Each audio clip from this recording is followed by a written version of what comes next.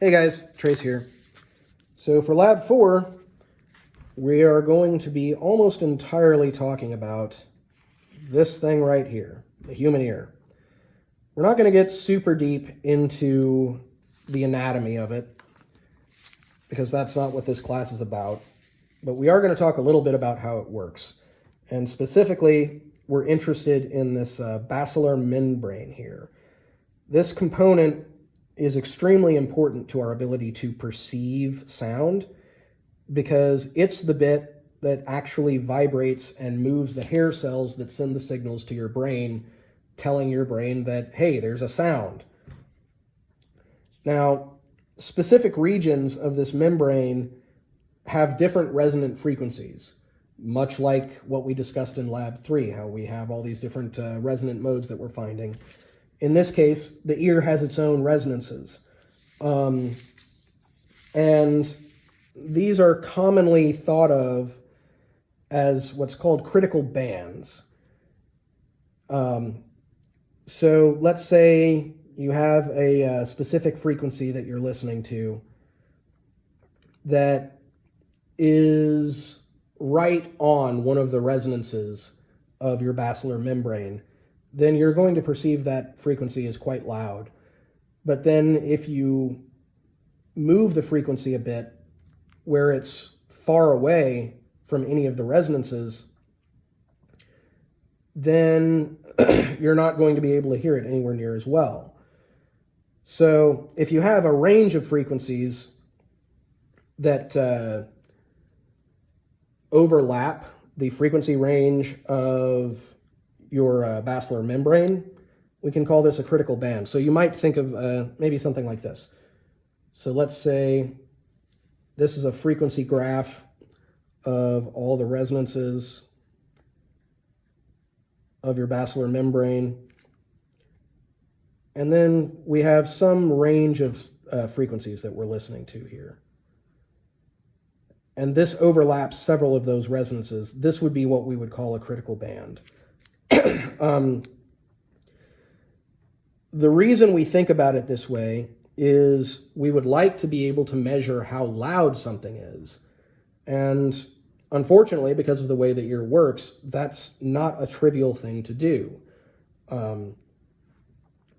So the way we get around it is by trying to come up with a way of modeling the frequency response of the ear, which we can then model electronically and use in conjunction with our tools and microphones and such like, in order to get a result that makes sense. So we're going to go into more detail on that in just a moment. But as I said, these things are subjective. So most people have a range of hearing that they can hear sounds in, ranging from about 30 hertz to about 18 kilohertz. Many texts quote this as being 20 hertz to 20 kilohertz. They're both accurate. I think this is more accurate for more people. But either number is considered correct in the literature. So now we have this concept of just noticeable difference. And this is going to be really important in the analysis of this lab, because what you're going to be doing is listening to a bunch of sounds, and you're being asked to write down when you can hear the difference between these sounds. So this just noticeable difference, what it's talking about is, let's say that we have two pitches, and they're different by, say, 5 hertz. Well, if your personal just noticeable difference is better than 5 hertz, if you can detect differences that are smaller than 5 hertz, then if you listen to a reference pitch and then listen to your pitch that's different, and you do that 4 times with 4 different pitches that are all different by a similar amount, you should get the correct answer every single time. Now, if you do this with smaller and smaller pitch differences, where you eventually get below your ability to determine it, then you'll have a success rate of 50%. because at that point you're guessing, right? It's like flipping a coin. You either get it wrong or you get it right. So the just noticeable difference is defined as when you get 3 out of 4 correct. If you only get 2 or less correct, you're guessing. But if you get 3 out of 4, we'll go ahead and give it to you and say, all right, that's your J and D. So now the decibel scale. Sound intensity is, in a physical context, described in terms of watts per square meter. This is literally how many atoms are hitting an area, how hard they're doing so.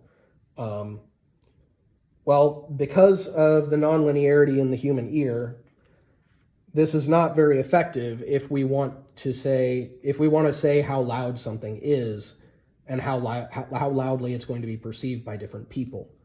And this is important because, for example, in clubs where they're playing loud music,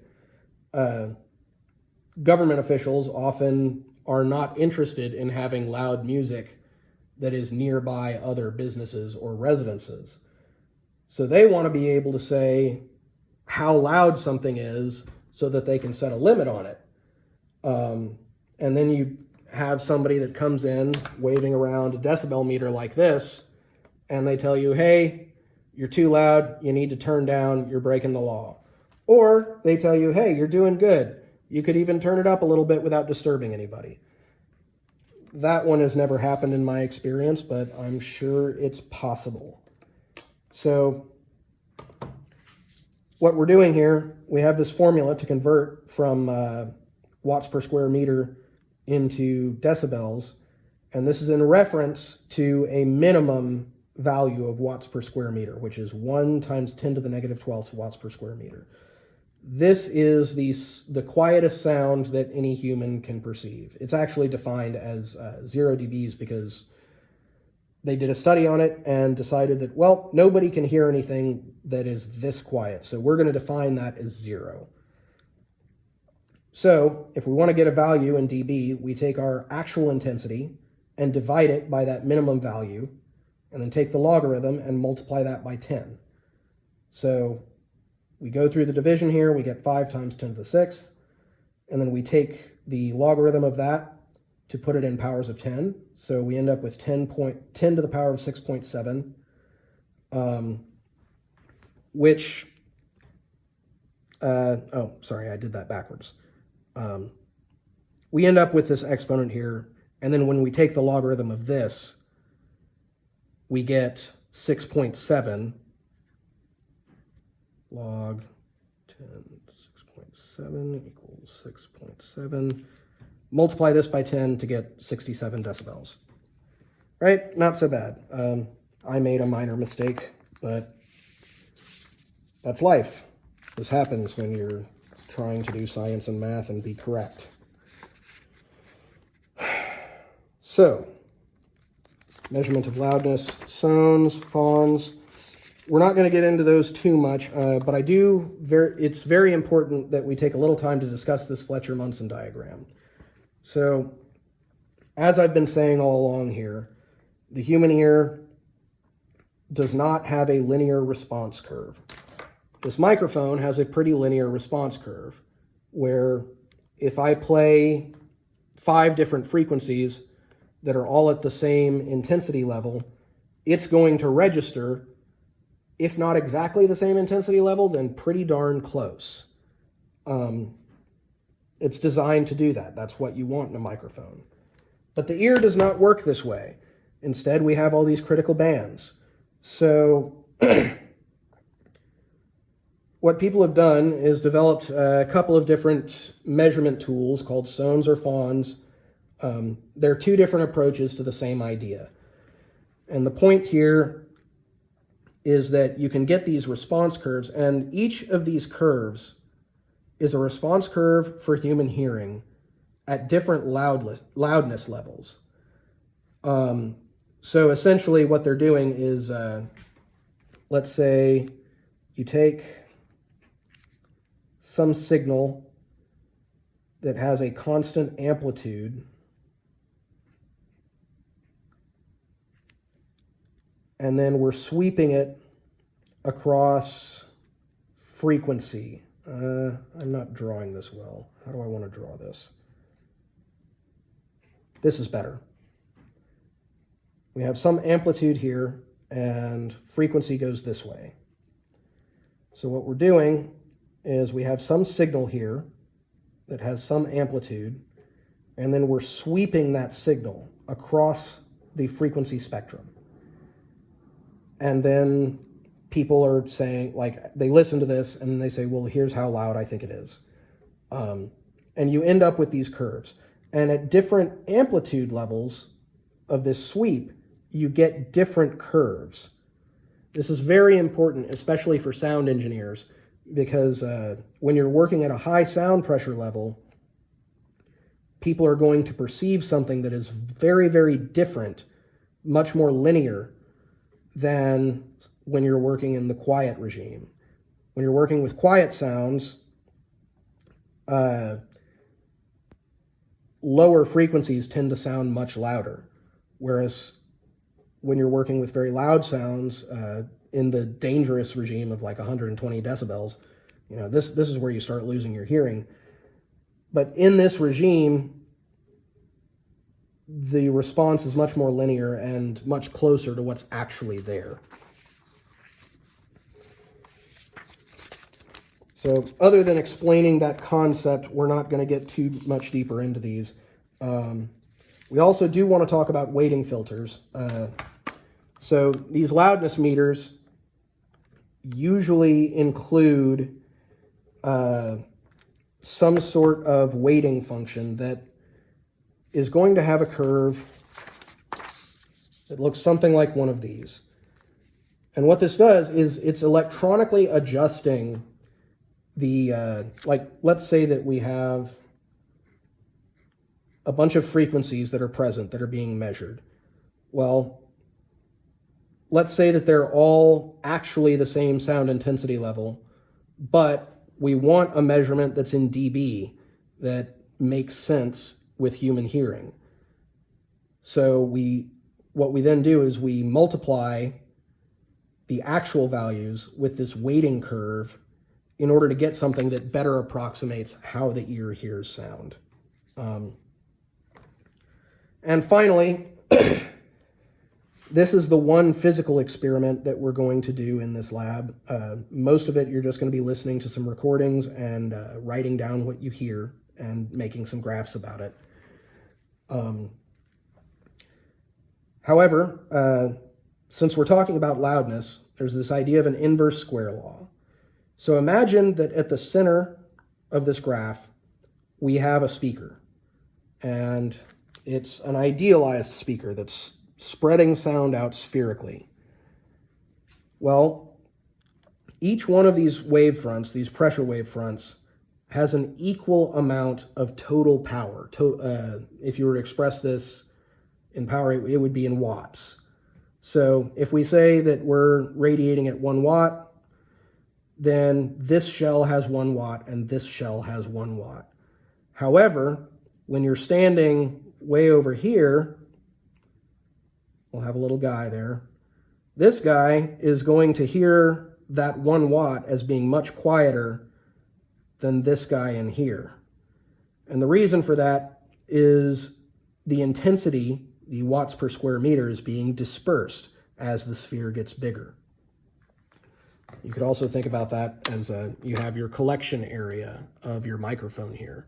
So we have a constant collection area, and as we go further out, the area of the sphere, the area of constant power is getting bigger.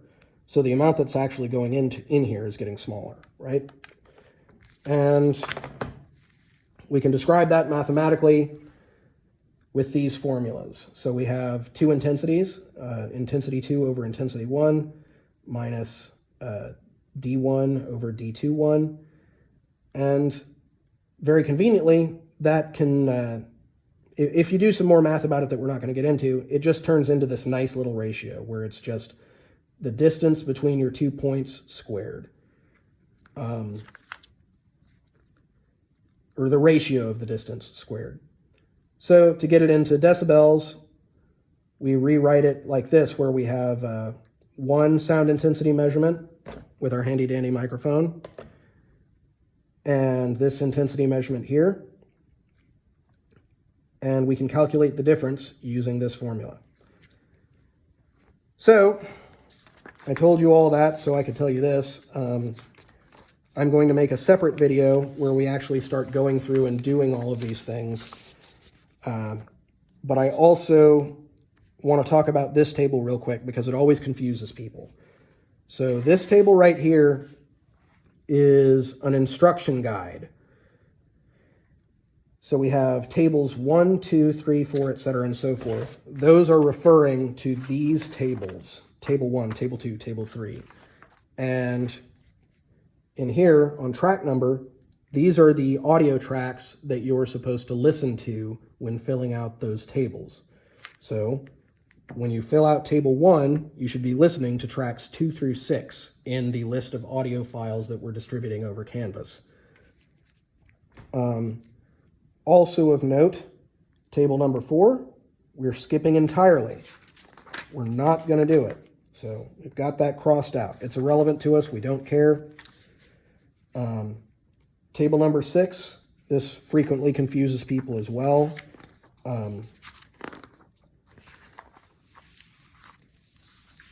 This is not something that you need to fill out. What table 6 is here for is to help you fill out table 7. And when I make the video discussing this portion of the experiment, I'll go into more detail about how that's done. Table 8, as you can see, we are not using. We're not doing it. We're skipping it. Finally, table 10. This is another one that always gets people. So in this case, you're going to be listening to these audio files, and you're going to hear a pitch, and then you're going to hear another pitch right after it. And what you're supposed to do is write in here a plus if you think it was higher pitch, or a minus if you think it was lower in pitch. And you're going to fill this out for each of these groups of tones. And then you're going to compare it to the answer key, which is what they actually were. And then you're going to write down the number that you got correct. So I'm going to say plus. I'm going to pretend that I'm actually doing it right now just to show you how it's done. So these are my answers. Now I look at the answer key and I see that, well, the answer key says this.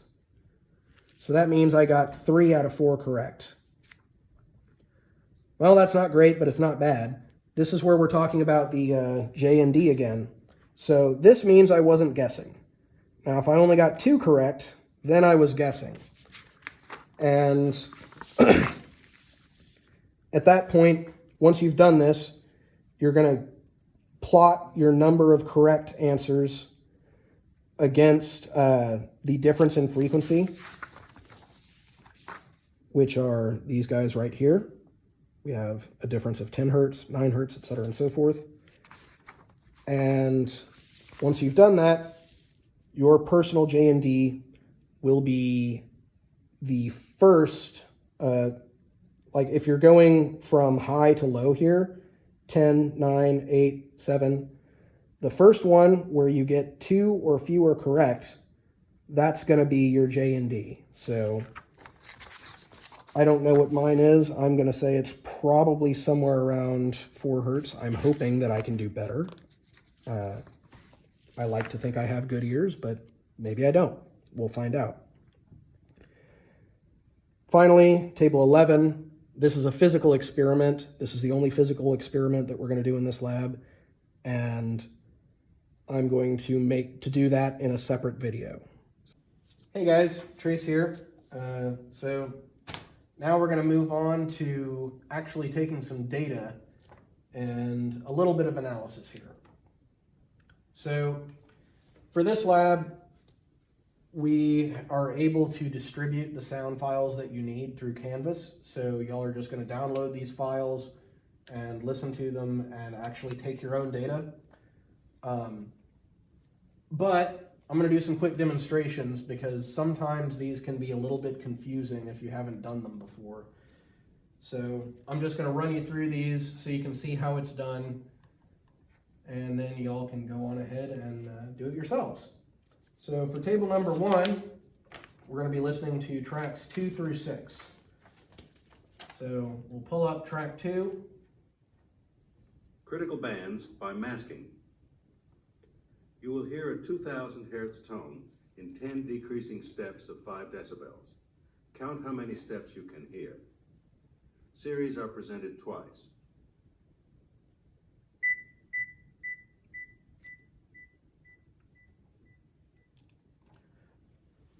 So what's happening here is on each one of these tracks, it's going to play a tone like that. And on the other tracks, there will also be some broadband noise that's being played. And so for this track, you know, it plays that beep, beep, beep, beep, beep, beep, and you count the number of beeps that you hear. So I heard all 10, I would write all 10 there. Now on the next track with the noise present, you're probably only going to be able to hear maybe 6 or 7. But you just count it until you can't hear it anymore and you write that down. That's all there is to this one. And then it's going to be a very similar procedure for table 2. And for table 2, we're going to be listening to track 7. So we'll go ahead and pull that guy up. Critical bands by loudness comparison.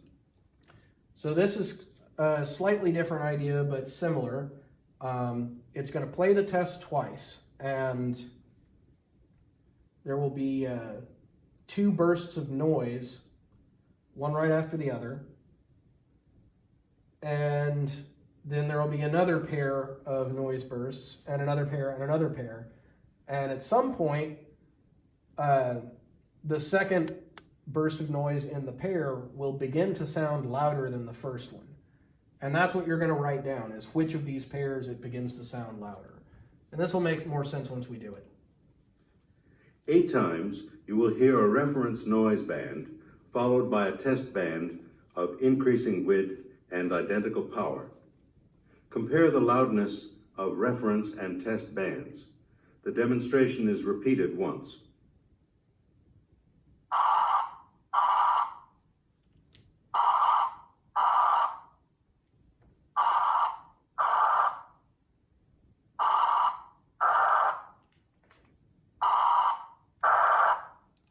Okay, so I started hearing a difference on the third pair, but it was that last one, number 5, where it really sounded louder to me. So I would write 5 here. But you're going to do that, and then you're going to listen to, you know, it does this, and then it does it again, and then you listen to them and do exactly the same thing a second time. For table 3, the frequency response of the human ear, this is a 2-step process. And we're going to be looking at tracks 17 and 18. So track 17 is some instructions on how to calibrate your system to correctly take this measurement.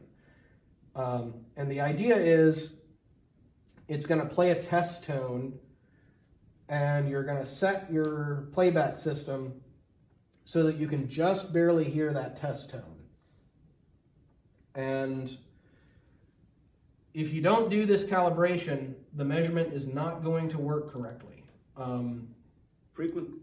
Because if you don't do this calibration, essentially you'll just hear either all of the tones or none of them, and you won't get any useful information out of it.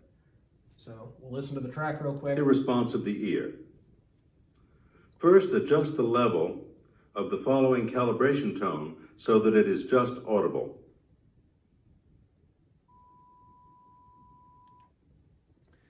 So you need to actually listen to this track and then listen to that test tone and adjust your system where you can just barely hear it. I don't know if you're going to be able to hear it in this video or not, but it's important that you do so using this track on your machine. Once you've done that, then we'll go to track 18. You will now hear tones at several frequencies presented in 10 decreasing steps of 5 decibels. Count the number of steps you hear at each frequency. Frequency staircases are presented twice.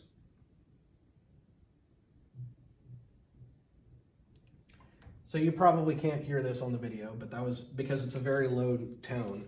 But it started playing a tone at 125 hertz, and just like in the previous exercises, you're going to count the number of them that you can hear, and then you write that down in number of tones. And then you're also going to write down 10 minus the number of tones, because that's what you're actually going to graph. So let's say, for example, that I was able to hear 8, I would write down 8, and then 10 minus 8 would be 2, so I write down 2 here. And then on this next page, we have a graph of 10 minus number of tones versus frequency. So if, like I say, let's say, for example, that I heard 8 of them for 125 hertz, then I would take 10 minus 8 is 2, and I would plot a point at 2 and 125 hertz, which is around here. So it would be right around in there. And then you plot once you have all the data, you plot all these points and you draw the curve. And that curve shows the frequency response of your ears. So pretty neat. It's almost like going to an audiologist, except you don't have to pay for it, which is nice. Let's see, next up, that doesn't matter. Table 5, temporal integration. So for this table, we need to listen to track 21. So we'll go ahead and pull that up. Temporal integration. In this experiment, the level of a broadband noise signal decreases in 8 steps for several signal durations. Staircases are presented twice for each signal duration. Count the number of steps you hear in each case. So what's going on here? This is really measuring how quickly your ears can respond, or how short of a sound they can hear and still recognize it as being sound. So it's going to play a long sound and get quieter and quieter, and you're going to count the number of sounds that you hear, and then the sound's going to get shorter, and you do the same thing over and over again. So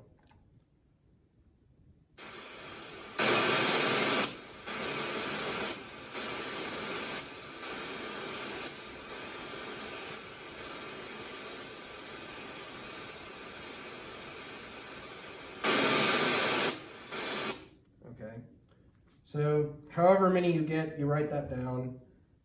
And then if we go over here, they're going to be quite short.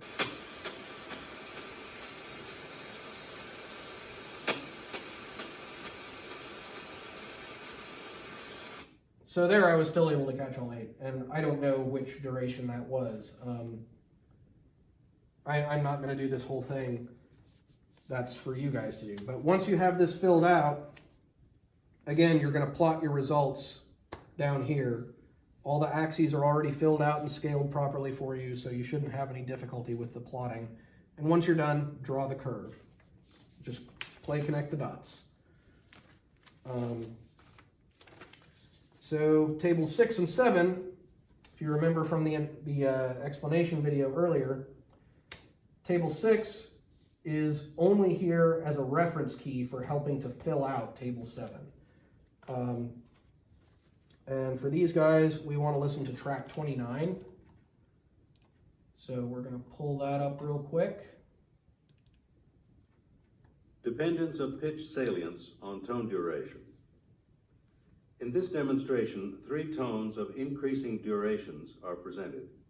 Notice the change from a click to a tone. Sequences are presented twice.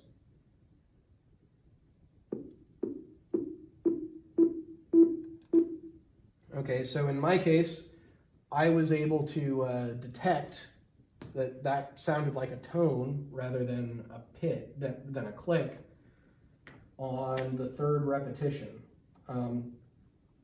So that's pretty good. 4 cycles. I'm pretty pleased with myself on that. But So you write down the test tone number, like the number of clicks that you heard before it sounded like a tone, and then you reference this table 6 to find the number of cycles, and you write that down. Finally, we have table 10. And for table 10, it's actually tables 9 and 10, we're going to be listening to track 33.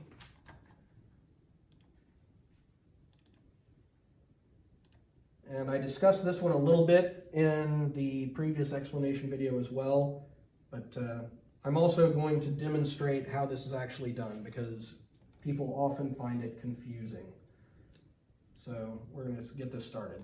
Frequency difference lineman, or JND. You will hear 10 groups of 4 tone pairs. In each group, there is a small frequency difference between the tones of a pair, which decreases in each successive group. So, as he said, it's going to play a pair of tones, and if I think the second tone is higher in pitch, I'll do a thumbs up, and if I think it's lower in pitch, I'll do a thumbs down. And then I'm going to write down what my answers are for this.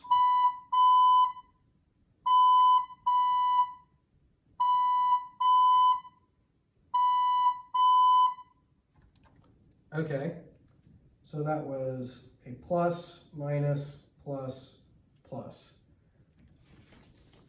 So I've written that down in my answers. And then in the answer key, I'm going to compare up here, plus, minus, plus, plus. So cool, I got all 4 correct. Good for me.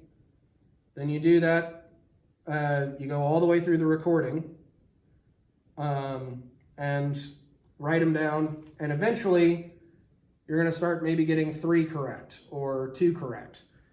So once you've filled all this out,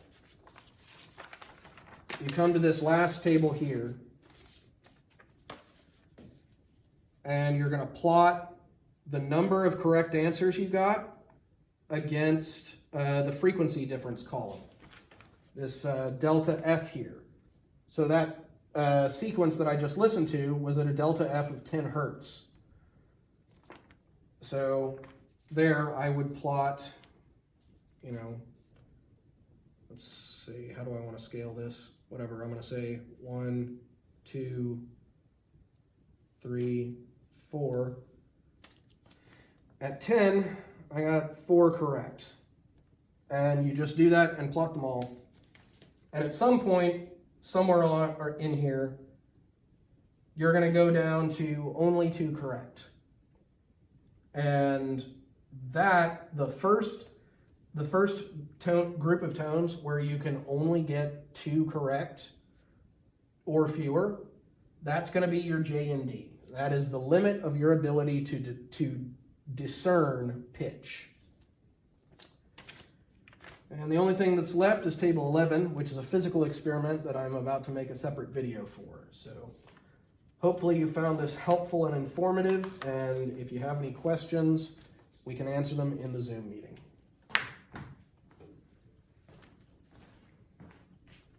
Hey guys, this is the last part of Lab 4. This is for table 11. This is a physical experiment.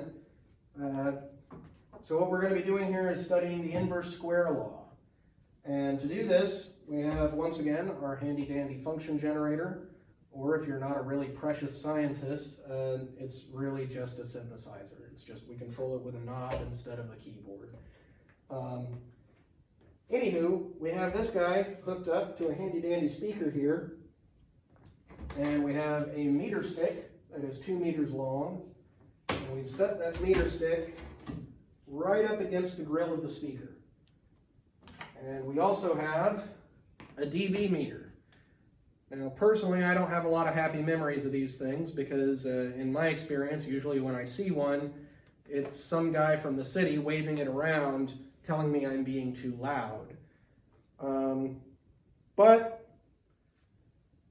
they're useful for this sort of experiment. We have a microphone on the tip here, and we're going to set this to the low range of the sensitivity. it's got two sensitivity ranges, one for loud sounds and one for quieter sounds. We're going to use the lower one for quieter sounds here because that's a tiny little speaker. It's not going to get very loud. We also have it set to the C weighting. If you remember in the discussion section of this lab, we talked about the difference between weighting functions and loudness meters and how they're meant to approximate the human ear better. C weighting is much more flat in the frequency spectrum, which is better suited for the type of measurement that we're going to be doing right here. So we're going to go ahead and turn our frequency generator on. We're going to bring our frequency all the way down to 80 hertz. There's not any particular reason we're choosing 80 hertz. It's just a nice low sound that's not going to be very offensive to anybody that's elsewhere in the building, if somehow it were transmitted to them. And we're going to turn our voltage up to about 4 volts. If I go to 5 volts, I can hear some distortion. That means I'm pushing the speaker too hard. But 4 volts, that sounds all right. So now we're going to start populating our table. And in the first space of our table, we need our reference intensity value, SIL1, which is supposed to be measured at a distance of 0.2 meters. That's 20 centimeters. So I'm going to put the tip of the microphone here as close to 20 centimeters as I can get it. Just right on top of the meter stick here. And then I'm going to be real quiet for just a moment to let the meter stabilize, and then I'm going to write down what I get.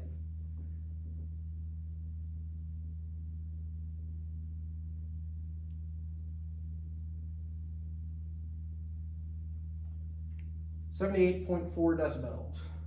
So now I'm going to move the meter to the next distance, which is 0.25 meters or 25 centimeters. Get it right on there.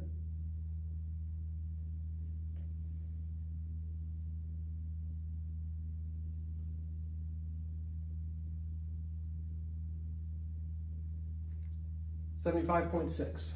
So there's a pretty big drop off right there. For the rest of this data, I'm just going to go ahead and record it. I'm not going to make you watch me do it because why? You're not going to learn anything from that. So I'm just going to take the rest of this data and then make another short video showing you how to do the analysis.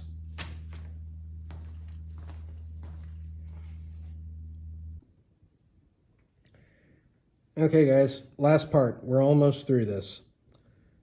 So I've populated all this data here. And the first thing that we're going to do is we need to calculate this thing right here, the log of distance over D1. So distance is this column and D1 is 0.2 meters. So we're going to calculate that real quick. That is distance is 0.25 divided by 0.2. That's 1.25, and now we're going to take the log of that.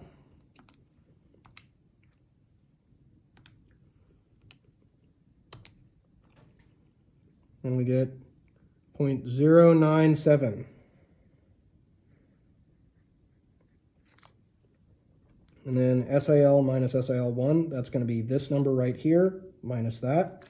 So 75.6 minus 78.4. That gives us negative 2.8.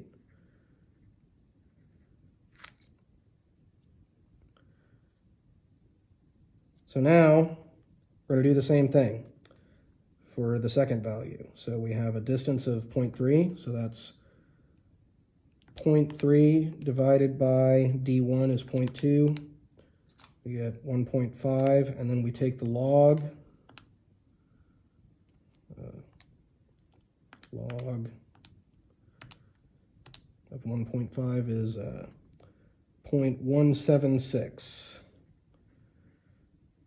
Oh, I wrote that wrong. 0.176. And then 73.7 minus 78.4.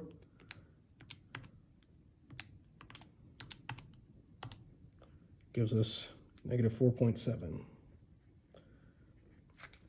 Now you know how to do it.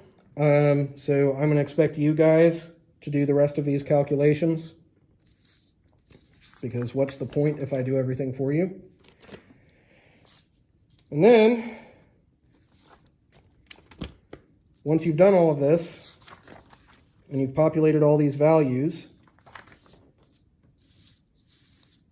you're just going to make a plot. You'll have to decide on how to scale these axes. That I leave that up to you. But whatever you do need to make sure the scaling is correct, such that you end up with a slope of about 20 dB. And that's actually where this formula comes from. And the idea is just to show this inverse square law and that it actually works. Now, once you've done all of this and you've plotted all these values, you're going to find that some of them are a bit, like it works really well in this regime. But once we get to about half a meter away, the numbers make a lot less sense, especially once we get past 0.8 meters and get to 1 meter. It goes back up. And I believe this is due to a fault in our detector. And at 2 meters, I actually, because of space constraints, I was not able to set the meter on top of the meter stick like we normally would. Instead, I had to hold it in my hand off of the table a little bit. And while I was doing that, I discovered something very interesting. So we're going to set this down here, and I'm going to be quiet for a moment to let it stabilize.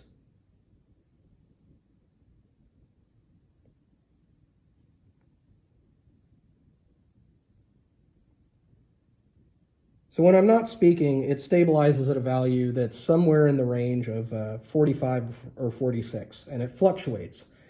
That would be the noise floor of this instrument. Now watch what happens when I'm quiet and then I touch it.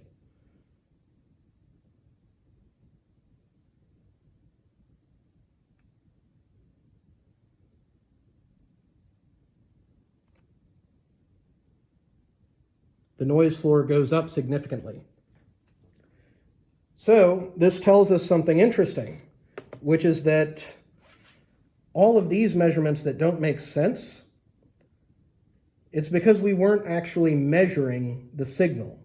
What we were measuring was the noise produced by the instrument itself. And in this measurement here, we were actually not only were we not measuring the signal, we weren't measuring the noise floor of the instrument either, because what we were measuring was electrical noise caused by my hand. And I'm going to demonstrate this again.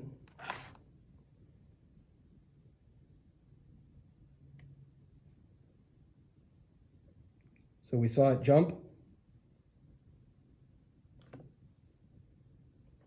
And as soon as I take my hand away, it gets quiet again.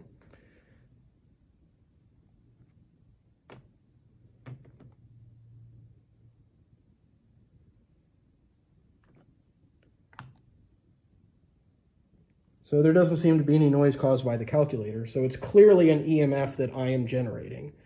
And this is not an uncommon thing. Like if you work with an electric guitar, you'll find this. If you point the guitar in one particular direction, it might get louder or quieter. So that's just a quick digression into experimental error and things that you should watch out for whenever you're taking any kind of measurement. And in the lab reports, when we're asking for error analysis, this is one of the things that you want to be on the lookout for. This is this could absolutely explain, and in fact perfectly explains, why this data will not give us the graph that we expect. So, good luck, have fun, and let us know if you have any questions in the Zoom meeting. Have a nice day.